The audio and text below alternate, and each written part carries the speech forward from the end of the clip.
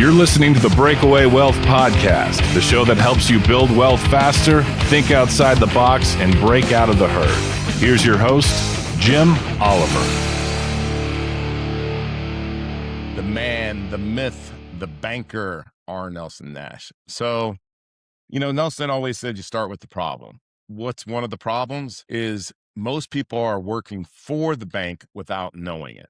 Here's the statistic that people would sometimes they challenge or they doubt in the beginning because they don't understand volume of interest. But the statistic is 34.5% of every dollar you earn goes to interest. And the solution is infinite banking concept. And that's what Nelson taught. So who was Nelson Nash? First of all, Nelson was educated as a forester. He was a master aviator. And in the 1980s, he was a real estate investor.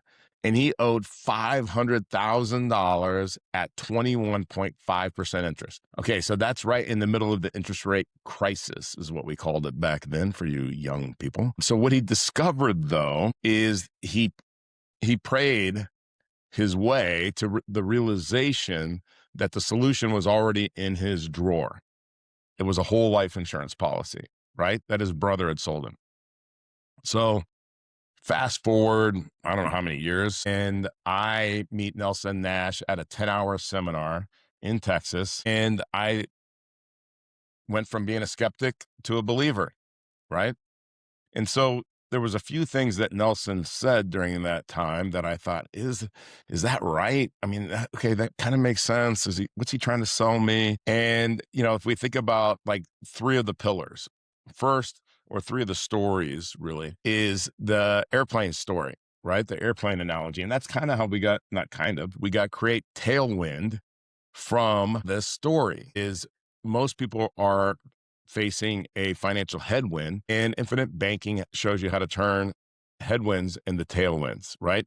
How to get that interest flowing away from you to flow back to you to give you more power.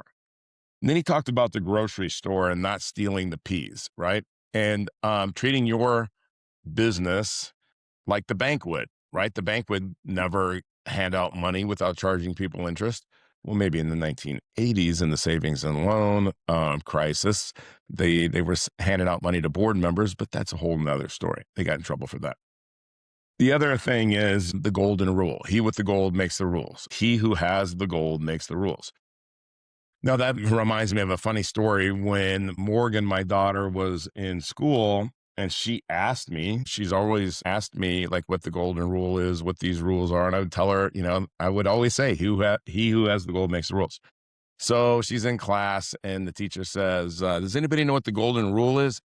She raises her hand all excitedly. And then she gives the answer and the teacher says, no, it's treat others as you want to be treated. Right. And so anyway, it didn't end well when she got home and was like, that's not the golden rule. And I said, it is the golden rule. It's the one that matters. I mean, the other one matters too, but this one matters more. Maybe not more. All right. So breakaway application. How do you use this to break away from Wall Street, the traditional banks? How do you go from consumer to banker? Banker means owner, right? So when Nelson passed in 2019, he wanted his legacy to continue. And so there are a lot of people out there that rebrand this. They don't really, they want to do it for marketing so that they look like the guru, right? And we really have to pay homage to Nelson and everything that he taught. So imagine it's early 1980s. You're a successful guy, forestry expert, a pilot, but the economy is screaming. Interest rates hit 21.5%. Now, most people today complain about 7 or 8%, but imagine 21%. Nelson found himself $500,000 in debt to commercial banks at those rates. He was being eaten alive by interest. If it didn't happen, we wouldn't have infinite banking today. But he didn't find it in a textbook. He found it through necessity and prayer. He realized that while he was paying the bank 21.5%, he had these dividend-paying whole life insurance policies sitting there growing, he realized that the function of banking is what matters, not the institution. I remember when I first heard this, when I went to a seminar in Texas, it was 10 hours of Nelson just talking, and walked out thinking this guy's either a genius or he's totally lost it. Right. And, around hour 5, I realized that I have been running this company that had $700 million under management, and I didn't realize who actually owned the money. So then, Nelson was a pilot, so he talked about this, that most people are flying into a 345 mile an hour headwind. That's the 34.5%. He used it as miles per hour in an airplane. Now, if your airplane flies at 100 miles an hour, because they tell you to save 10% of what you earn, but 345 miles an hour is against you, you're going backwards. Okay, now you got to think about that. The regular way of saving money, whether it's a 401k, whatever, you're going backwards. But what if you could turn the plane around and you could have the 345 miles an hour as a tailwind? Now that's the power of recapturing interest. And then he started talking about the grocery store. And if you owned a grocery store and your wife came in and buy a can of peas, would you let her walk out the back door without paying? Of course not. If you steal the peas from your own store, the store goes broke. Most people steal the peas from their own financial lives, not paying themselves back with interest. They treat their money like a gift, but the bank treats it like a tool. Nelson taught us to be the tool owner, right? Okay. So at Create Tailwind, we see entrepreneurs every day who are tired of begging a loan officer for permission to grow their business. Nelson's message was simple. The very first principle must be understand that you finance everything you buy. You either pay someone else interest or you give up interest you could have earned somewhere else. There's no exceptions. So when you use IBC, you just aren't buying an insurance policy. You are starting a business from scratch. You're building a warehouse of wealth that you and only you control. Nelson passed away in 2019 at 88 years old. He was a man of deep faith, deep intellect. He didn't want to be a guru. He wanted to be a teacher. He wanted to free people from what he called the banking trap. If you want to honor the man, don't just listen to this podcast. Get the book and read Becoming Your Own Banker. It's a thin book, but the heaviest thing you'll ever read because it challenges every lie Wall Street has ever told you for 50 years or however long you've been around. When you think about it, read that book and reach out to us and we'll explain it to you. So let's go through some things that I wrote down that Nelson taught me about and some of the quotes, just kind of paradigm shifts about money. First of all, the most important business in the world is the banking business. And Nelson argued that if you don't own the banking function in your life, someone else does. Now think about that. If you don't own it, someone else does. And they will always have more power over your life than you do. Does anybody want that? You finance everything you buy. You either pay interest to someone else or you give up interest that you could have earned somewhere else, right? It's the law of opportunity cost. Nelson wanted people to realize there's no such thing as paying cash. You're either a debtor or a loser of potential interest. Now think about that. You want to be a debtor or a loser of potential interest? All right. So the other thing that Nelson said is, and this is from Mark Twain, is the problem in America is not what people don't know. It's what they know that just ain't so. So he used this to address the people on TV that believe that help condition us to being good financial slaves, right? Susie Orman, CNBC, Dave Ramsey, Financial Entertainment Network. He believed that people were conditioned to be good customers for big banks. All right, so let's kind of go back to some of these things like that we have to think about. Don't steal the peas, right? Don't steal the peas. Don't steal the peas. All right, so that means that if you borrow money from your banking system, you've got to pay it back with interest. The arrival syndrome, the moment you think you know it all, is the moment you stop growing. And Nelson warned that the biggest barrier to wealth is the arrival syndrome, thinking that you've found the final answer. Now, he also talked about the bird on the power line. Is a bird can sit on a high voltage wire and not get shocked because it isn't grounded. Most people are grounded in the traditional banking system. IBC is about getting on the wire where the power is without getting burned by the system. Okay. Another thing that Nelson would say is you can't catch a fish if your hook isn't in the water. And this refers to capitalization.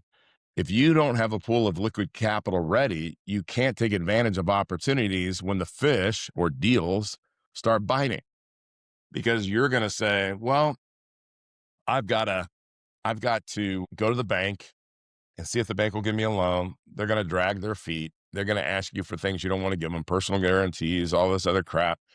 And then it's going to be back and forth. And you're either going to make a bad deal for you and a good deal for them, or you're not going to get a deal. All right. Let's go back to this. Like, what did he mean when he says he who has the gold makes the rules? It wasn't about greed. It was about sovereignty. And Nelson believed that if the government or a bank controls your access to capital, they control your behavior. And infinite banking is not about life insurance, about the fact that you can become your own banker. This is the most misunderstood part of his legacy. The insurance policy is just the warehouse. The banking is the process. All right, so this one, everybody, it hits home for everybody. Parkinson's law. Expenses rise to meet income. Nelson taught that IBC forces you to discipline your cash flow so you don't fall victim to the trap of lifestyle creep without building a system of recapture. And the expenses rise to meet income. The time envelope to get anything done, like, is the deadline. Like, give somebody 24 hours to get something done, they'll do it in 24 hours. Giving them a week, they'll take a week.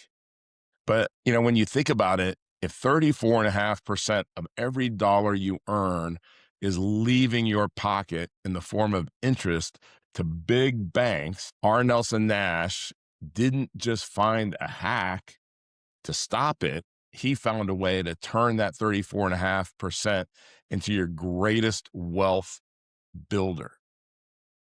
So are you ready to stop stealing the peas? I hope so. Do you understand that your mind is like a parachute? It only works if it's open. And most people hear whole life and they shut down. They don't want, and that parachute closes, their mind closes. They miss the fact that the airplane analogy, to prove that interest is a headwind and keep your wealth from ever taking off. Today, we're turning that wind around. Let's go deep. Let's create a tailwind. And the solution to your financial problems is not more money. It's a change in the way that you see money that you already have. And, again, he didn't invent this. God invented it. He discovered it, a system to recapture while he's in the kneeling position, asking God the best way out of this financial captivity or financial prison. So imagine you owe 500,000 at 23%. That was Nelson Nash's reality. And in the early 80s, that had to be a real baseball bat across the forehead. It wasn't new what he discovered. Super wealthy families had already been doing this. J.D. Rockefeller talked about it in the early 1900s, late 1800s. Is in his book, Letters to My Son, he says the biggest hindrance for him becoming the richest man in the world was the banks. But then he comes back and he says, now I am the bank. So the one thing that I think kind of sometimes slows people down is they think, well, what's my rate of return? What am I going to do with the money? It's not that exciting to recapture interest from cars. They still can't get past this thing. I pay cash, all this stuff, right? But if you think about the reason that most people who fail at becoming their own banker is they steal the peas or they don't do anything. They just let it sit there, right? The policy. But Nelson taught us that a bank is a business and that money has to move. And if you don't treat your capital with the same respect that a bank treats their capital, you'll never break away. And it's really physics of financial integrity. And if you think about like a visual is a photo of a can of peas next to a stack of $100 bills. And again, it's not the rate of interest that kills you. It's the volume. Because one of the things is, Nelson used to say the same Mark Twain quote is the problem is that you think you know what's going on, but it ain't so. It just ain't so. We're looking at the wrong numbers. We're chasing 8% returns while losing 34% in interest volume. It's time to stop the leak.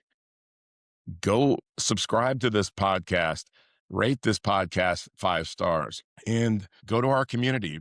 Breakaway Wealth Community is, if you look in the community, there are all kinds of free resources, and you can learn everything that you want to know about infinite banking, and then you can get free coaching. Why do we get free coaching? Because, you're going to have to buy an insurance contract to do it. And guess what?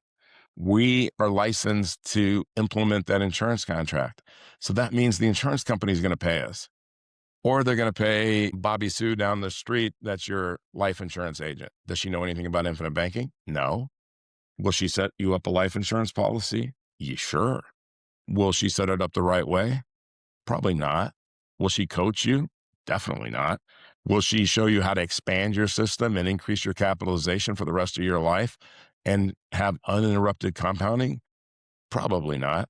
Will she show you how to go buy cash flowing assets or give you examples of other people that have done it and become financially free in 3 years, 5 years, rarely over 7? No.